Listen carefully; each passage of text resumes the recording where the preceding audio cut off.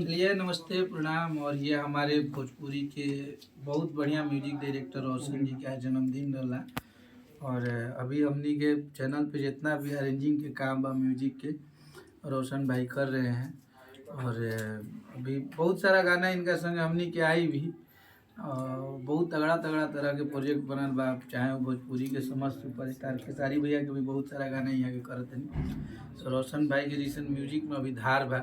यहाँ के जन्मदिन पे हमनी के ये शुभकामना देतनी जाए, ये बधाई देतनी जाए कि आवे वाला भोजपुरी के वो हर दिन यहाँ खातिर वो गौरव करे वाला हो गई। हम खा लीजिए बराबर खाइए, दाढ़ी पे लगाइए ना थोड़ा सा।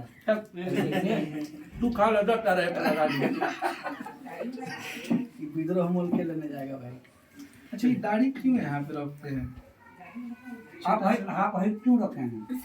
अगर हम आपके गर्लफ्रेंड होते तो आपको हमारा खिया के बाकी हम आपके छोटे भाई हैं तो छोटा रखे हैं, आप मेरे